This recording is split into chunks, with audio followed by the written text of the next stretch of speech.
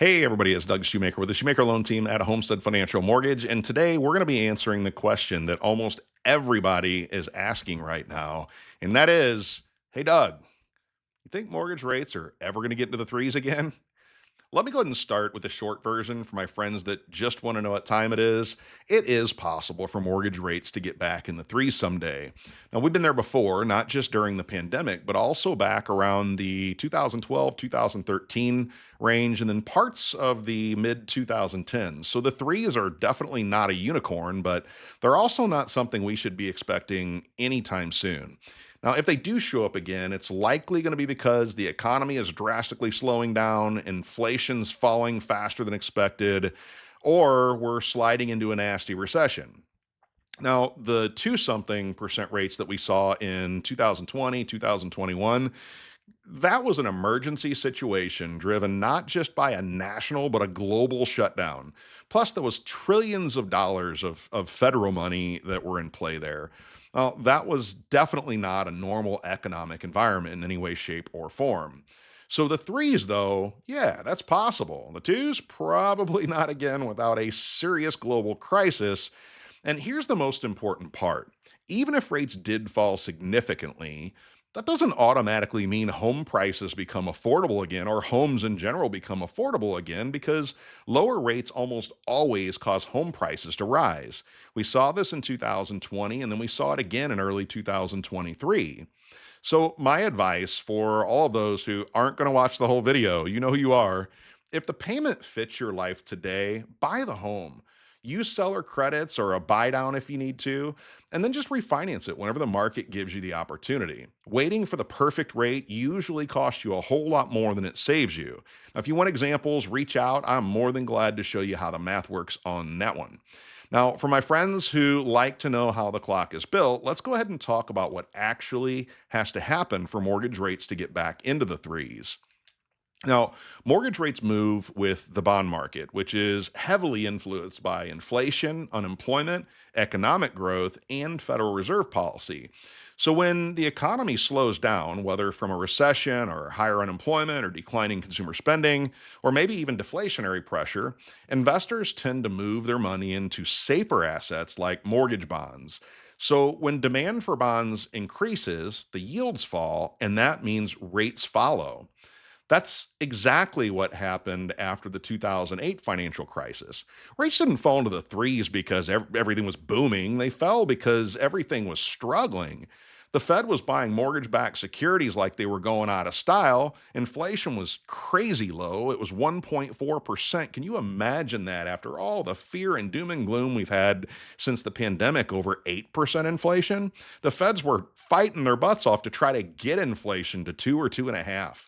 The economy was weak, and investors wanted safety. And that flight to safety caused a big rally in mortgage backed securities. The price of those mortgage bonds went way up, so mortgage rates went way down. Now, fast forward to the pandemic. We didn't just get threes, we got twos. But the only reason for that was a combination of economic slowdown, massive stimulus, record breaking mortgage backed security purchases, and just absolute ton of global uncertainty. We do not want any of those conditions back. And the Fed's already made it really, really clear they don't ever want to see housing overheated like it was then ever again. So, will the threes ever return? Well, sure, under the right circumstances. A recession could pull rates down, a significant drop in inflation could pull rates down, a global event that creates maybe a flight to safety demand could pull rates down. But those aren't things anybody should ever base a home buying decision on or even hope for. Now, most reputable forecasts, they expect mortgage rates to eventually settle somewhere in the fours over the next few years. I did not say next year, I said over the next few years.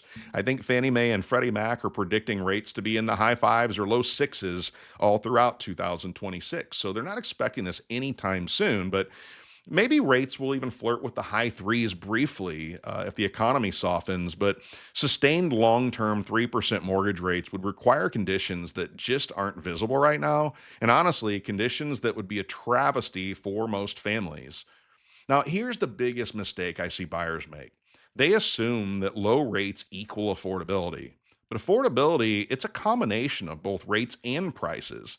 When rates fall sharply, the housing market usually heats up really fast. Inventory shrinks, competition explodes, and prices rise. Literally just a couple years ago, homes were selling for as much as $40,000 and $50,000 above the ask price in most normal markets.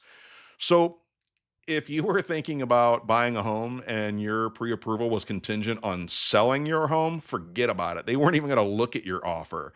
Need seller paid closing costs? Again, it was not going to happen. So payments go up even if the rate goes down because prices go up. And the people who waited for the perfect moment, they often find themselves right back where they started, only with fewer choices and higher prices. Now, this is why the best strategy in this market is not to wait for the threes, it's to buy when the payment fits your lifestyle. Win with seller concessions or buy downs, and then refinance when rates eventually drift lower. Now, here's another great example. Now, many times I have a lot of my first time home buyers that they think it's smart to wait because they heard rates were going to be better next year. And they also think that they'll save a bunch of extra money for that down payment in the meantime. So let's take a look at that scenario really quickly. In the US, the average first-time buyer, they're able to save somewhere between six and $11,000 per year, or roughly like $500 to $900 a month if they really, really buckle down and try hard. Now, meanwhile, the typical US home sells for about $410,000 or $420,000, and long-term home appreciation, the amount of equity your home gains each year, it's average 4 to 5% per year. So let's take an easy example here. If the home you really want today is $400,000 and you wait a year to save 10,000 bucks, that same home is now going to be about 420,000. Yeah, you saved 10 grand, but the home went up by 20 grand. And because every $5,000 in your loan amount equals about $20 to $25 per month in payment on a 30-year fixed rate, your payment just went up $50 a month by saving money. And you starved yourself to do it. That just doesn't make a whole lot of sense. Now, meanwhile, you missed out on the $20,000 of equity that you could have captured during that same year. Now, even if you refinance later at your own expense, I'm telling you, keeping $5,000 to $10,000 per year in appreciation in your pocket, it's almost always the better bet, even if you do have to pay a few $1,000s for a refinance later. You don't build wealth by timing the market. You build wealth by owning real estate consistently over time and adjusting your rate as the market adjusts around you. Everybody, that's everything I got for you for today. I hope that answered your question. And if it did, I hope you hit like and subscribe and share this video for me. And if not, please just share it with somebody else who needs some clarity. And remember, if you're active duty military, a veteran, police, or firefighter, you always get hero treatment and savings with my team. We waive your origination fee, we make a donation to a local charity on your behalf, and we'll also introduce you to a lot of other professionals that'll do something similar for you. Now, if you'd like a buy versus wait analysis based on the numbers that I talked about today, just shoot me a message. We're never going to bug you to do something before you're ready. We just want to make sure that we're there for you the way you need us whenever you are. Have a great day, everybody.